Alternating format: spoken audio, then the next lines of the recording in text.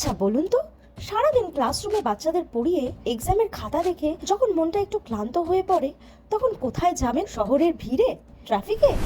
আজকে আমি আপনাদের নিয়ে যাচ্ছি রানাঘাটের এমন একটা জায়গায় যেটা আমি নিজেও জানতাম না, আর জানার পর থেকে বারবার ফিরে আসতে ইচ্ছা করছে। দেখে আমি তো অবাক, এরকমও একটা জায়গা আছে আমাদেরই রানাঘাটে। কি বিশ্বাস হচ্ছে না? চলুন দেখে নিই। তো আমি একদম রেডি আমার ছেলে আর বোনেদের সাথে সেই জায়গার উদ্দেশ্যে। আর এই যে আমার বাহন, একদম তৈরি, ব্রুম ব্রুম। তো ব্যাকগ্রাউন্ড দেখে অনেকেই হয়তো বুঝে গেছেন আমি আজ কোথায় এসেছি। তো দেখুন, শহরের মূল রাস্তা ছেড়ে একটু ভিতরে আসলেই কেমন যেন একটা শান্ত নিঃশ্বাস নিতে পারছি। কোনো হর্নের শব্দ নেই, ধুলো নেই, শুধু আছে চারিদিকে গাছপালা, পাখির ডাক আর এক অদ্ভুত শান্তি। তো আসুন ঘুরে দেখে নিই, এমন কি আছে এখানে যার জন্য মানুষ বারবার এখানে ফিরে আসতে চায়। সবার প্রথমেই যেটা এই জায়গার সিগনেচার হয়ে উঠেছে, সেটা দেখলে আপনিও বলবেন ওয়াও, এই হলুদ ভিন্টেজ ট্যাক্সি। এই পুরনো হলুদ রঙের কলকাতার ট্যাক্সি একেবারে নস্টালজিক একটা ফিল্ম। আর সাথে এই হাতে টানা রিক্সা। আরও আছে এখানে ফটো তোলার জন্য আলাদা আলাদা কর্নার। এই জায়গাটা পুরোটাই একটা বাগান। সত্যি বলছি, এটা দেখে মনে হচ্ছিল আমি একটা আলাদা জগতে এসে পড়েছি।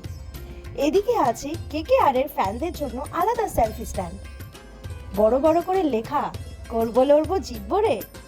এবার আসল মজার ব্যাপারটা হলো, এখানে বসার অপশন একটা দুটো নয়, একেবারে ভ্যারাইটি আছে, আর প্রতিটাতে একটা আলাদাই অনুভূতি।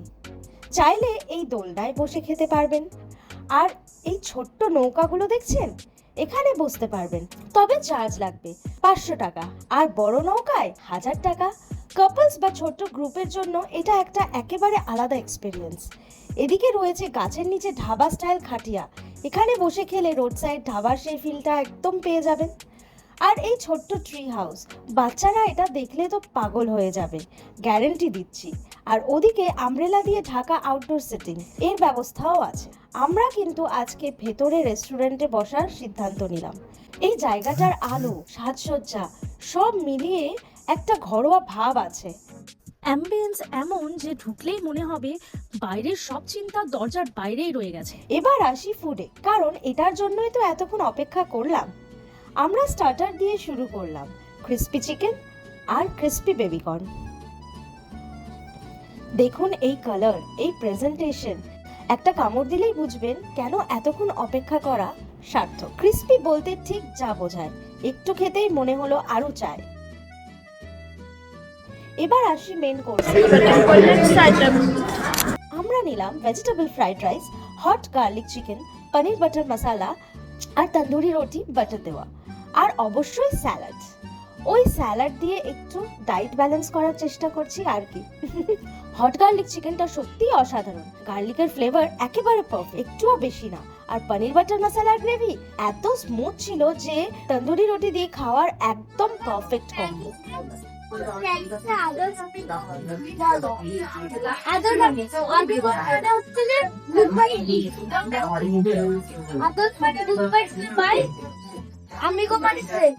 খাওয়া হয়ে গেছে, এখন আমরা ডেজার্ট অর্ডার করেছি, সেগুলো একটু আসুক, ততক্ষণ আমরা ওয়েট করি। খাওয়ার শেষে ড্রিঙ্কস আর ডেজার্ট, মিল কমপ্লিট। পরিবেশন থেকে টেস্ট সবকিছু মিলিয়ে এই এক্সপিরিয়েন্সটা ছিল পুরোপুরি স্যাটিসফাইং। খাওয়া শেষ, এখন একটু ছবি তোলার পালা। আর তোমরাও যারা এখানে এসে ঘুরে যেতে চাও, তাদের জন্য এই জায়গার নাম হলো ফ্লেভার্স অফ রানাঘাট।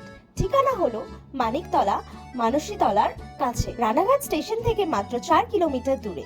স্টেশনে নেমে টোটো ধরে সোজা চলে আসতে পারবেন। ফ্রেন্ডস হোক, ফ্যামিলি হোক, কাপল হোক, এমনকি বার্থডে পার্টি বা ছোটখাটো গ্যাদারিং এর জন্য এটা পারফেক্ট। আর আমার মতো টিচার হলে তো এই একটু শান্তির খোঁজ সবসময়ই থাকে। এবার সেই জায়গাটা খুঁজে পেলাম। ভিডিও ভালো লাগলে লাইক করুন, চ্যানেলটা সাবস্ক্রাইব করুন, আর কমেন্টে বলুন আপনার এলাকায় কি এরকম কোনো হিডেন জেম আছে, সেটাও এক্সপ্লোর করতে যাব আমরা। আজকের মতো বিদায়। আমাদের খাওয়া দাওয়া হয়ে গেছে, এখন আমরা কটা আরো একটু ফটোশুট করে নিলাম, দিয়ে এবার আমরা বেরিয়ে যাচ্ছি। এখানে কি লেখা আছে দেখো, বচপন তো গয়া जवानी भी गई एक पल तो अब हमें जीने दो।